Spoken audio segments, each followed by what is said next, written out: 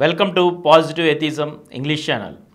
This is a special article written by Justice Doraiswamy Raju, the former Judge Supreme Court of India, on the occasion of Assyria Dr. K. Veeramani's 88th birthday.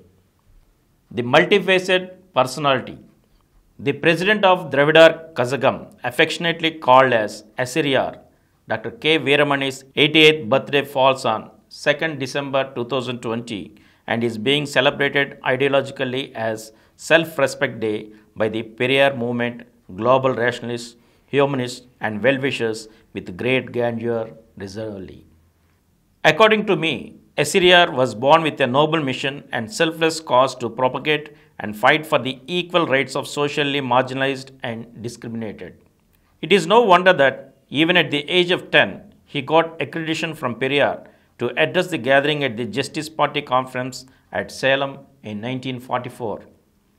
As days passed, he was enamored and attracted to the wisdom and conviction of Periyar in vindicating the rights of the downtrodden to bring about a rational outlook among those shackled to the ridiculous, harmful, superstitious concepts and practices invented and imposed by the selfish Brahmin and upper caste groups. Periyar proclaimed the need to abolish the caste structure as a prelude to build a new egalitarian social order to establish with a strong structure of independent and free polity. Since fight for such social causes were dear to Assyria, there is no wonder in his identifying himself with the Periyar's Dravidian movement. The pursuit of such social reforms involved public agitations, organization of seminars and social campaigns. Assyria participated in several revolutionary events, resulting in his being imprisoned at least 40 times, including his detention under Misa when fighting for conservation of basic and fundamental human rights of the citizen during the 1976 emergency. The reason detour for all such evils, according to Periyar, lay in lack of rationalism, awareness to self-respect and lack of determination to refuse to submit to anything irrational, enslaving themselves to God, religion, and manipulated creeds and shastras meant to keep the innocent and ignorant slaves forever. After being enrolled as an advocate in 1962, I worked in the chambers of various law offices such as Mr. A. Alagiriswamy, Mr. V. Ramaswamy, and Mr. S. Mohan, who all later became judges of the High Court and the Supreme Court of India. During the time when I worked with the government pleader, Madras High Court, I used to accompany him every month when he visited Tidal to pay respects and take the blessings of Tantai Periyar. During such time, I had the opportunity to interact with Assyria in the company of the government pleader. In January in 1971, there was a procession at Salem. During that procession, miscreants created problems, and as a sequel to certain events which followed, the DK desired to file a contempt petition before the High Court, and I assisted Assyria not only in the preparation of the required papers in the legal format to be filed, but also sat by his side while he argued as party in person the said case before Chief Justice K. Veeraswamy's court. The Chief Justice was convinced of the submissions made by Assyria and ordered notice to the respondents, including a prominent newspaper. Thereafter, on many occasions, we used to exchange pleasantries when we met in public gatherings. In June 1990, when I became the judge of the High Court, there were long pending old writ petitions. I was one of the judges assigned for dealing with such cases. Assyria had filed a writ which was 10 years old when it was posted before my court.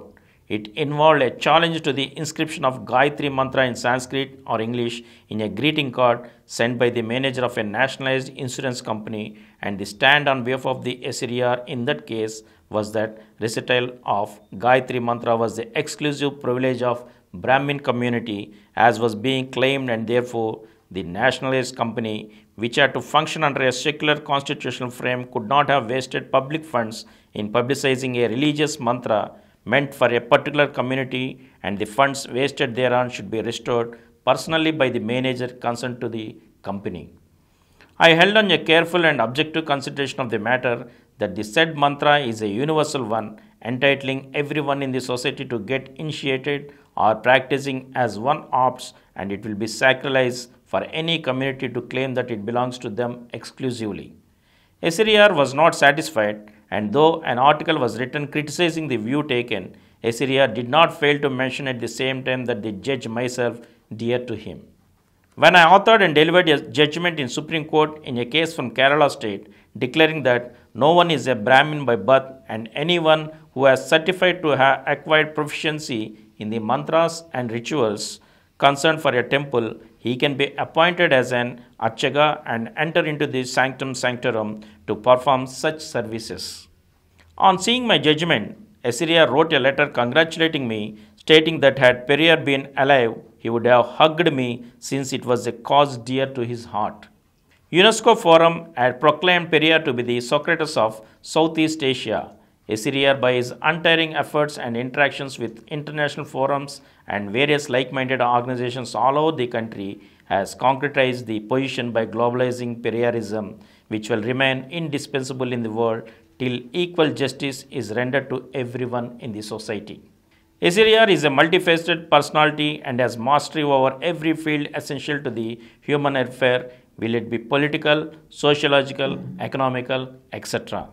This is evident from his write-ups published as Vazviyal Chintanagal.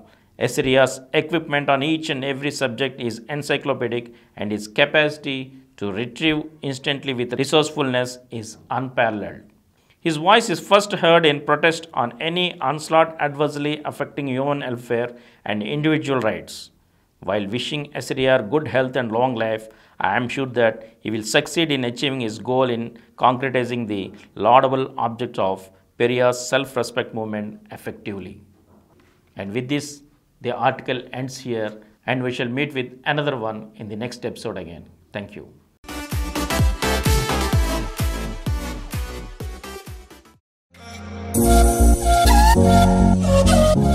For more videos, please subscribe to this channel Positive Atheism and activate the bell icon. Please download Samaram Multi-Channel app and watch your favorite channels from your mobile.